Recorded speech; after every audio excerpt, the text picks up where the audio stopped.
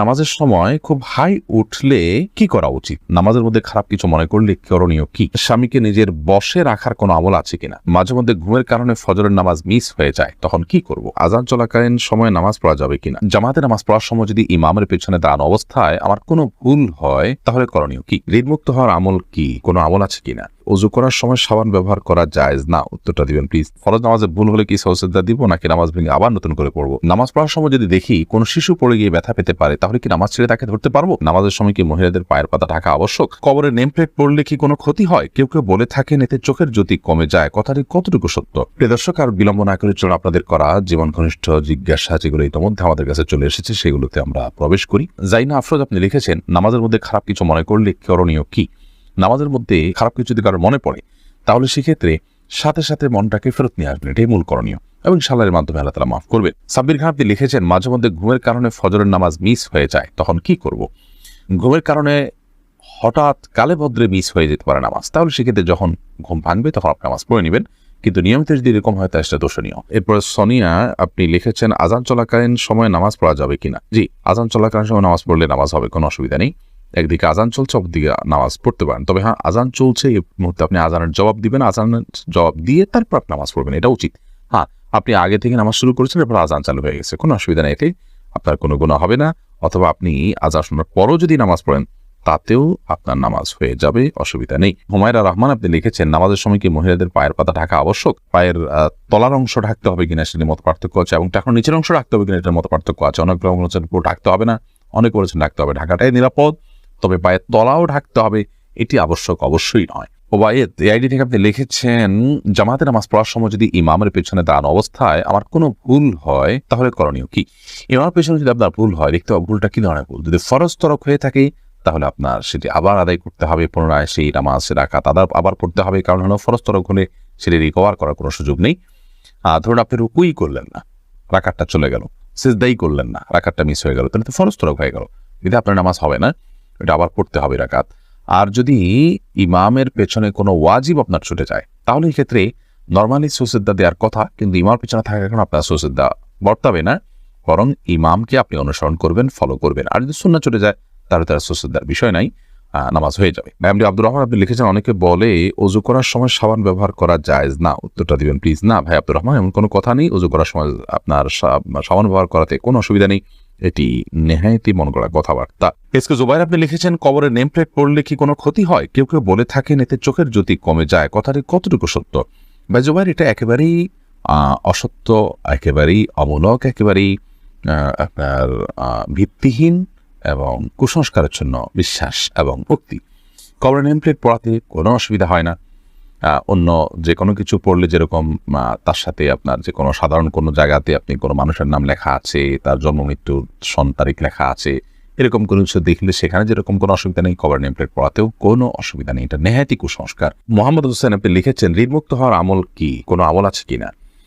ঋণমুক্ত হওয়ার জন্য অনেকগুলো আমল, অনেকগুলো দোয়ার কথা আছে। এর মধ্যে থেকে একটি দোয়া খুব সহজ, সেটা হলো আল্লাহুম্মা কফিনি বিহালালিকা আন হারামিক ওয়া আগনিনি বিফদলিকা আম্মান সিওয়াক। আল্লাহ, আপনি আমাকে হারাম এর পরিবর্তে হালাল দিয়ে আমার জন্য আপনি যথেষ্ট হয়ে যান, হালাল যেন আমার জন্য যথেষ্ট হয়ে যায়, এবং আপনি ছাড়া অন্য কারোর উপর যেন আমাকে নির্ভর করতে না হয়, আপনি তার থেকে আমাকে অমুখাপেক্ষী করে দিন। এই দোয়াটি ঋণমুক্ত হওয়ার জন্য আমরা পড়তে পারি। এছাড়া আল্লাহ তাআলার কাছে সাধারণভাবে দোয়া করতে পারি। বিভিন্ন দোয়া আছে, আল্লাহুম্মা ফারিজাল হাম, দীর্ঘ একটা দোয়া আছে। এই দোয়াগুলো আমরা ঋণমুক্তির জন্য আল্লাহর কাছে বিশেষভাবে পেশ করতে পারি। তাছাড়া আরেকটা দোয়া আছে, আল্লাহুম্মা ইন্নী আউযু বিকা আল্লাহুম্মা ইন্নী আউযু বিকা মিনাল হাম্মি ওয়াল হাযান ওয়া আউযু বিকা মিনাল আজজি ওয়াল কাসাল ওয়া আউযু বিকা মিন গালাবাতিদ দাইনি ওয়া কাহরির রিজাল। এই দোয়ার শেষ অংশের অর্থ হলো ওয়া আউযু বিকা মিন গালাবাতিদ দাইন, আল্লাহ ঋণের প্রাবল্য, ঋণের প্রাধান্য, যেটার কারণে আমার ঋণের বোঝা আমি নুয়ে পড়ি, এটা থেকে আমি আপনার কাছে পানাহ চাই। ওয়া কাহরির রিজাল, এবং মানুষজন আমার উপরে চড়াও হয়, এরকম কোনো পরিবেশ পরিস্থিতির মুখোমুখি হওয়া থেকে আমি আপনার পানাহ চাই। তো এই দোয়াটাও আমরা পড়তে পারি। ঋণ মুক্তির জন্য অনেকগুলো দোয়াই আছে, আমরা সেগুলো অনুসরণ করতে পারি। ইনশাআল্লাহ দেখলে আমরা এটার উপর ভিন্ন কোনো একটা স্বতন্ত্র ক্লিপে কথা বলার চেষ্টা করবো, আল্লাহ তাআলা তৌফিক দান করে। উর্মি আক্তার উর্মি আপনি লিখেছেন, শুনেছি নর্মাল ডেলিভারিতে সব আছে, এই বিষয়ে একটু বলবেন কি? ডেলিভারি নর্মাল হবে নাকি অপারেশনের মাধ্যমে হবে, সেটা একান্ত আপনাদের নিজস্ব ব্যাপার। শরীয়তের ক্ষেত্রে কোনো বিশেষ কিছু ঠিক বা ধার্য করে দেয়নি। নর্মাল ডেলিভারি হলে বিশেষ সওয়াব আছে এমন করার কথা নেই। তবে হ্যাঁ, মায়েদের যদি সন্তান প্রসব করতে গিয়ে দুনিয়া থেকে আল্লাহ করে চলে যেতে হয়, মৃত্যু হয়ে যায়, তাহলে সেক্ষেত্রে তারা শাহাদাতের মর্যাদা পাবেন, সেটি ভিন্ন বিষয়। সেটার সাথে নর্মাল বা অপারেশনের কোনো সম্পর্ক নেই। ইসরাত জাহান পারভীন আপনি লিখেছেন, ফরজ নামাজে ভুল হলে কি সৌজদা দিব নাকি নামাজ ভেঙে আবার নতুন করে পড়বো? যদি ওয়াজিব তরক হয়, ওয়াজিব ছুটে যায়, তাহলে সিজদা সৌ দিবেন। যদি ফরজ ছুটে যায় তাহলে ওই নামাজ আপনাকে আবার পড়তে হবে। আর যদি সুন্নাত ছুটে তাহলে তো কিছুই বিশেষ করার নেই। এই জন্য ফরজ কোনটা, ওয়াজিব কোনটা, সুন্নাত কোনটা সেটা আপনাকে জানতে হবে। এরপরে আয়েশা আমির আপনি লিখেছেন, স্বামীকে নিজের বশে রাখার কোনো আমল আছে কিনা? স্বামীকে বশে কেন রাখতে চাচ্ছেন? স্বামীকে বশে রাখলে আমার সব কথা শুনবে এমনটি আমরা চাই বা কামনা করি। পৃথিবীতে মানুষ যা চাইবে তার সব হবে, এমনটি আসলে হওয়ার জায়গা পৃথিবী নয়। এমন জায়গা তো জান্নাত। অতএব বশে রাখার জন্য আমল বলতে আমাদের সমাজে বিভিন্ন রকমের তাবিজ, কবজ, তদবির ইত্যাদির প্রচলন আমরা দেখে থাকি। এগুলো গর্হিত এবং কোনো কোনোটি শিরক এবং কুফরি পর্যায় পর্যন্ত নিয়ে যেতে পারে। বিধায় এগুলো কোনো অবস্থাতে করা উচিত নয়।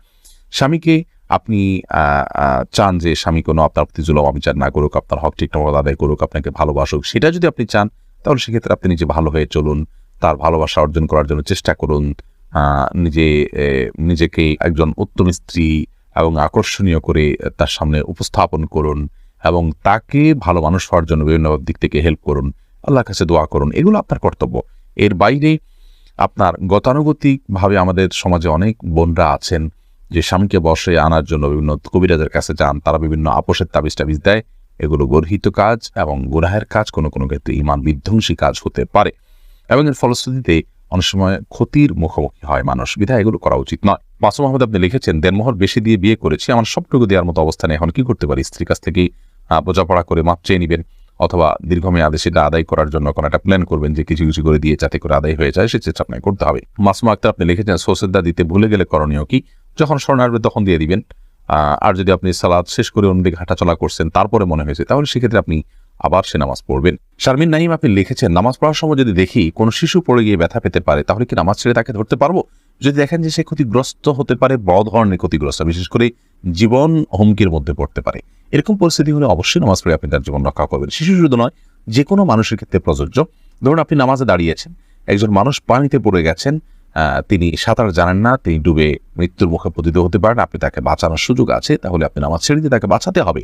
এটার ব্যাপারে সমস্ত ফুকাহা কেরাম একমত। ঠিক একইভাবে একটা শিশু, সে যদি কোনো বিপদের মুখে পড়তে যাচ্ছে, আপনি দেখতে পাচ্ছেন যে মৃত্যুর মুখে পতিত হতে পারে, বড় ধরনের বিপদ হতে পারে, আপনি নামাজ ত্যাগ করে তাকে ধরতে পারেন, কোনো অসুবিধা নেই।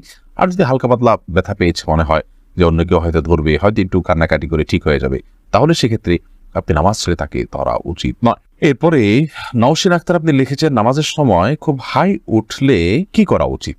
নামাজের সময় যদি অনেক বেশি হাই উঠে, তাহলে আপনি যে কোনো সময় নামাজের বাইরে হাই উঠলে হাইটাকে বাধা দেওয়ার চেষ্টা করা উচিত। কারণ হাই তোলার মাধ্যমে আপনার শয়তান মানুষের ভেতরে প্রবেশ করার বিশেষভাবে সুযোগ লাভ করে থাকে এবং দুষ্টু জিনে আক্রান্ত মানুষগুলোকে দেখবেন যে খুব বেশি হাই তুলতে থাকে। আমি এরকম অনেক মানুষকে দেখেছি যারা দুষ্টু জিনের প্রভাবে প্রভাবিত, তাদের উপর দুষ্টু জিনের প্রভাব বেশি হওয়ার কারণে তারা এত বেশি হাই তোলেন, যেটা স্বাভাবিক কোনো মানুষ হাই তোলে যে সেরকম কোনো বিষয় নয়। এই জন্য হাই তোলার এই সময়টাতে এই শয়তান মানুষের ভিতরে প্রবেশ করে, দুষ্টু জিন প্রবেশ করে, সেজন্য এটাকে হাত দিয়ে বাধা দেওয়া উচিত।